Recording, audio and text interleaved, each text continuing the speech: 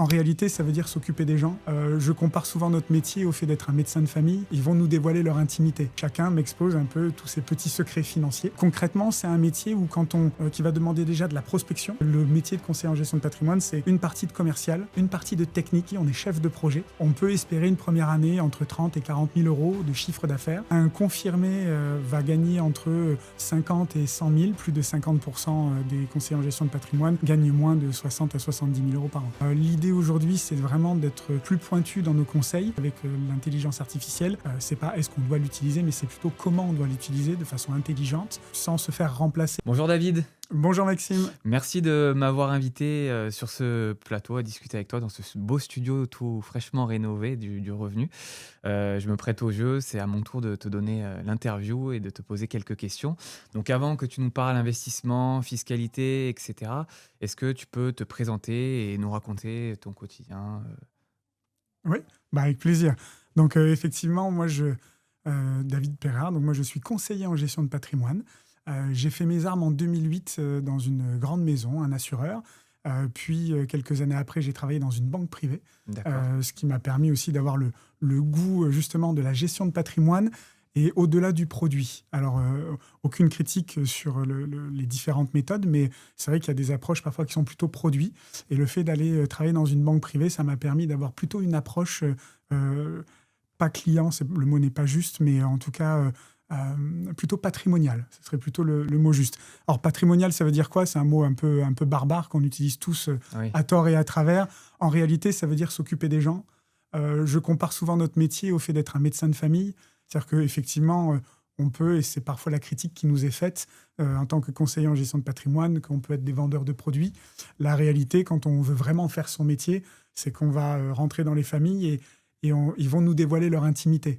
Oui. Donc ça, c'est quelque chose qui est assez, déjà qui est pas courant et qui est assez important en termes de confiance. Et c'est pour ça que c'est un métier que je prends très à cœur parce que j'arrive à rentrer dans les foyers, de discuter avec des couples, avec des personnes seules, avec des familles complètes. Et chacun m'expose un peu tous ses petits secrets financiers. Oui. Et c'est pas simple d'obtenir ces petits secrets. Non, exactement, c'est pas simple. C'est pour ça que ça se fait souvent au fur et à mesure. Donc ça se fait par graduation. Au début, les gens sont prudents, et ce qui est absolument normal. Mais j'aime justement ce rapport à la clientèle. Moi aussi, j'ai démarré ma carrière comme vendeur. Mais pas vendeur dans l'esprit, je veux vraiment exploser tous les scores. Moi, ce qui m'intéressait, et ce qui m'intéresse toujours, c'est la relation client. Oui. J'aime passer du temps avec des gens et surtout, j'aime rencontrer des gens. Et ça, c'est peut-être ce qui m'a le plus intéressé tout au long de ma carrière, parce que j'ai eu plusieurs casquettes dans ma vie. Ça a été de découvrir des parcours, découvrir des gens. Il y a une question que j'ai posée très souvent dans ma vie, et particulièrement en gestion de patrimoine, c'est comment vous avez fait pour en arriver là ? Ça, c'est une question qui m'a toujours interpellé, toujours intéressé, parce que parfois, il y a des choses à copier, il y a des bonnes habitudes à prendre, et aujourd'hui, il y a des choses que j'ai entendues, que j'ai récupérées de ces entretiens, que j'utilise dans mon quotidien et que j'utilise dans ma vie professionnelle, justement, pour pouvoir avancer, et parfois même de façon personnelle. Donc aujourd'hui, j'ai créé mon propre cabinet, qui s'appelle Dalion Partners. Et pour le coup, j'avance aujourd'hui en reprenant les méthodes que j'ai mises en place pour d'autres personnes. Mais là, je le fais pour moi. Donc, de la prospection, de la relation client, du réseautage. Et puis, ça me permet de faire des bilans patrimoniaux, des audits et des préconisations avec mes clients. Super. Et tu parles beaucoup de quotidien, justement, de tes activités, etc. Et concrètement, un CGP aujourd'hui, un conseiller en gestion de patrimoine, qu'est-ce qu'il fait au quotidien ? Ça, c'est une bonne question. Alors souvent, le CGP, on l'imagine, je revois souvent des posts sur LinkedIn, on nous imagine avec un gros cigare, assis dans un beau bureau, à l'anglaise, avec une belle bibliothèque derrière. Alors bon, déjà, je ne fume pas, donc ça casse un peu le mythe. Oui. Mais surtout, on peut effectivement arriver à un stade où on peut considérer qu'on est financièrement à l'aise. Mais pour en arriver là, ça demande aussi beaucoup de travail. Ce n'est pas un métier où on va gagner des millions du jour au lendemain. C'est pas non plus le post LinkedIn où on gagne tout d'un coup, en 3 semaines, on gagne 10 000 euros par mois. Concrètement, c'est un métier où qui va demander déjà de la prospection, et on parlera de la rémunération après, mais il y a cette partie justement où on va aller faire de la conquête client. Donc ça fait entièrement partie de notre quotidien. Et d'ailleurs, j'ai l'occasion d'enseigner dans une école de commerce pour de jeunes étudiants qui veulent devenir conseillers en gestion de patrimoine. Et j'amène vers eux ce sujet est-ce que vous aimez la relation client? Est-ce que vous aimez cet aspect d'aller conquérir, j'allais dire, des gens? Parce que ça demande du travail, ça demande aussi de pouvoir aimer ça. Et si on n'aime pas ça, ça peut être un peu difficile. Et certains, parfois, effectivement, se trompent un petit peu sur cet aspect-là et D'accord. oublient que le métier de conseiller en gestion de patrimoine, c'est une partie de commercial, une partie de technique, et ça, c'est important aussi.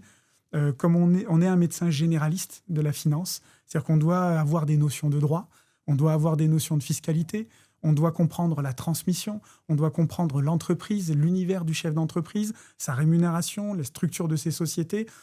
Pourtant, on n'est pas avocat, pourtant, on n'est pas expert comptable, nous ne sommes pas notaires non plus, mais là aussi, on est chef de projet, puisqu'on travaille avec des clients qui ont des besoins patrimoniaux assez importants, et on doit aussi se coordonner avec un avocat, avec un notaire, avec un expert comptable, et on doit être capable de travailler avec tous ces gens-là. Donc moi, c'est effectivement ce que j'aime, c'est un métier assez complet, et le quotidien peut être très riche si on arrive vraiment à se mettre dans le bain et à commencer à avoir des projets avec des clients. Ouais, un vrai métier pluridisciplinaire. Donc, Exactement. c'est ce qui me plaisait aussi et je vois que tu es animé quand tu en parles, donc c'est super intéressant. Enfin, tu le connais, j'ai pas de tabou, toi non plus. Donc, peut-être aussi ce que les gens veulent savoir, c'est combien on gagne quand on est CGP? Alors, effectivement, j'étais en train d'aborder un peu le sujet tout à l'heure. Combien on gagne? C'est ce Euh, qui fait rêver aussi un peu, pas, bon, c'est un peu à la mode, hein, le métier de CGP, conseiller en investissement, immobilier, etc. On se dit qu'il y a pas mal d'argent dans ces univers-là, donc beaucoup le font et rejoignent ces activités pour cet aspect-là. Et donc, on va un peu démystifier tout ça, donc j'ai hâte de savoir. Exactement. Alors, j'ai pas toute la vérité sur les rémunérations des CGP, mais il y a quand même de grandes tendances. On va dire qu'un CGP, alors je parle des CGP qui sont à leur compte en tant qu'entrepreneurs. Après, on peut être aussi dans un réseau de salariés Oui, pour une banque ou un assureur. On peut être dans un réseau de mandataires. Donc là, c'est encore différent. On est indépendant, mais on a aussi une relation très marquée avec une grande maison. Et quand on est totalement, j'allais dire, indépendant dans son activité en tant qu'entrepreneur, on va dire que si on se débrouille bien et que vraiment on est capable d'allier ce côté commercial et technique, on peut espérer une première année entre 30 et 40 000 euros de chiffre d'affaires si on arrive à bien travailler. Un confirmé va gagner entre 50 et 100 000, peut-être parfois un petit peu plus. Et le trend, j'allais dire, en vitesse de croisière, quand on arrive après 3, 4, 5 ans d'années où on a vraiment travaillé et créé un portefeuille, où on a été capable justement d'avoir pas mal de clients, on peut espérer être au-delà des 100 000 euros par an. Mais encore une fois, je parle de chiffre d'affaires. oui, bien Donc, sûr. chiffre d'affaires n'est pas ce qu'on a à la fin dans la poche, hein, Ah parce qu'il y oui, a toutes ces charges. On est un entrepreneur, donc on a justement des logiciels à payer, on a toutes nos charges, cotisations plutôt, à régler. Et après, il y a des cabinets qui sont bien plus structurés, qui sont plus importants. Et là, effectivement, un conseiller en gestion de patrimoine peut gagner beaucoup plus que 100 000 euros ou 200 000 euros par an. Mais ce n'est pas la majorité du marché. Quand on regarde aujourd'hui dans les statistiques qui se trouvent en ligne assez aisément, on va dire que plus de 50% des conseillers en gestion de patrimoine gagnent moins de 60 à 70 000 euros par an. ok. Oui, donc c'est très variable en fonction effectivement de l'ancienneté, de comment on a construit son portefeuille. Et Exactement. peut-être ce qui peut être assez intéressant dans le cas du conseiller qui a créé sa structure, c'est un potentiel aussi au niveau de la retraite, parce qu'on le sait aujourd'hui, pas mal d'acteurs qui arrivent à revendre leur portefeuille. Alors certains le font sur des proches ou autres pour garder une certaine continuité, d'autres le font, on le sait aussi, à des fonds qui rachètent beaucoup en ce Oui, moment les portefeuilles de certains conseillers. Donc il y a peut-être aussi ce volet-là qui peut être intéressant pour quelqu'un qui se lance. C'est un aspect aussi patrimonial, le business qu'on a créé.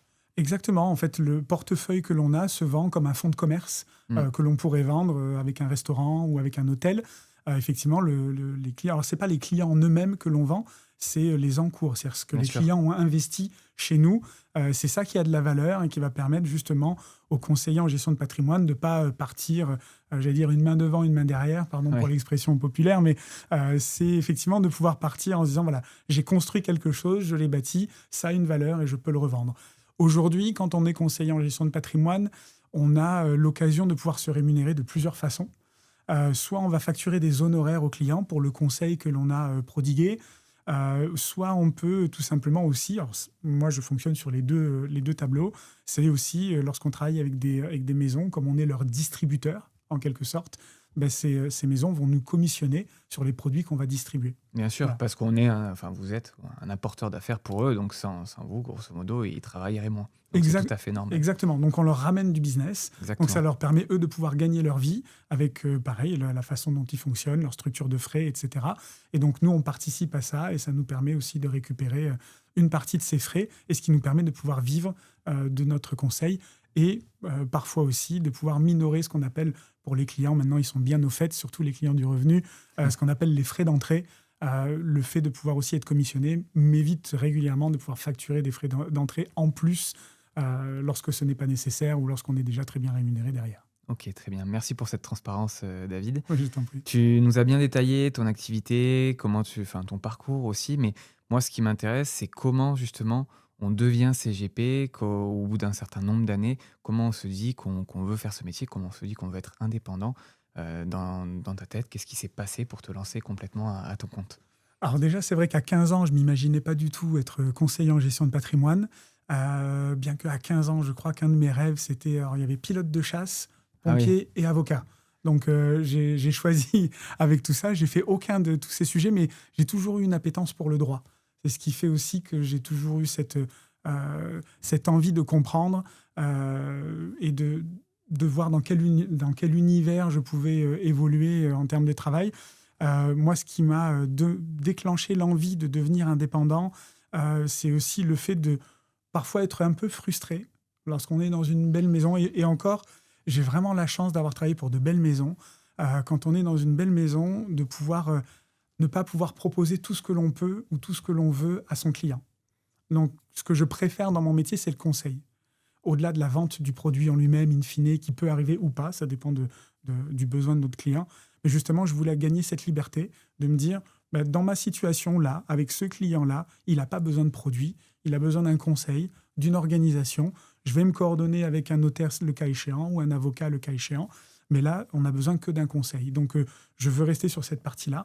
Et si, le cas échéant, il y a besoin d'avoir un produit pour qu'on aille un peu plus loin et qu'on structure et qu'on parte dans l'investissement pur, ben là, effectivement, je veux pouvoir être capable de le faire. Donc, ce qui m'intéressait et ce qui m'a fait sauter le pas, c'est d'avoir le choix, justement, sur toutes ces options-là et de ne pas avoir de pression commerciale, si je pourrais dire, derrière moi. Mis à part le fait, quand même, on doit l'avouer, qu'on doit quand même gagner notre vie, oui, bien mais sûr. on peut le structurer différemment. Tout à fait, comme n'importe quel chef d'entreprise dans n'importe quel Exactement. domaine. Ok, très clair aussi sur cette partie-là, je te remercie. Et pour finir, ce que je peux te proposer, c'est de nous donner un peu ta vision de l'avenir du métier, parce qu'on le voit, notamment on en a parlé tout à l'heure avec l'univers sur l'intelligence artificielle, etc. Beaucoup de choses changent à ce niveau-là. Comment tu vois le métier dans 5 ans, dans 10 ans, et l'évolution justement de ce métier-là? Ben, alors, c'est un avis qui est très personnel, hein, mais on voit les grandes tendances du marché qui nous demandent de vraiment être plus tournés vers le conseil et justement de sortir de ce positionnement de distributeur de produits, en tout cas de distributeur pour des grandes maisons. L'idée aujourd'hui, c'est vraiment d'être plus pointu dans nos conseils.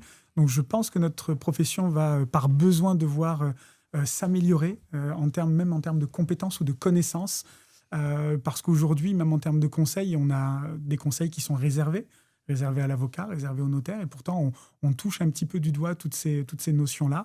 Donc je ne sais pas quelle direction exacte ça va prendre, mais il semblerait, et effectivement aussi avec l'intelligence artificielle, que ça puisse prendre un chemin où il y aura une convergence entre toutes ces compétences et tous ces métiers. Comment est-ce que cela va s'organiser? Je ne sais pas. Mais il y a une volonté européenne aussi de nous pousser à ne plus justement avoir de relations financières avec les grandes maisons. Mm. Donc, nécessairement, il va y avoir une bascule qui va se faire. L'IA va nous y aider, c'est une évidence. Et donc, encore une fois, le fait de dire, c'est pas est-ce qu'on doit l'utiliser, mais c'est plutôt comment on doit l'utiliser de façon intelligente, sans se faire remplacer, mais en tout cas que ce soit un outil qui nous permette d'accélérer. Et donc, je pense que c'est un métier qui va avoir de grandes évolutions dans les 5-6 années prochaines. On verra si ma boule de cristal est juste dans quelques années. Oui, on verra si tu as des talents à ce niveau-là aussi. Parfait. Eh ben, je te remercie en tout cas pour cet échange, toutes ces informations. Je pense qu'on va y voir quand même beaucoup plus clair sur ce que c'est le métier de CGP, donc conseiller en gestion de patrimoine. Merci beaucoup pour toutes ces explications, pour ton temps, et à très bientôt. Merci beaucoup et merci encore une fois aux Revenus de nous avoir accueillis dans leur beau studio. Merci beaucoup.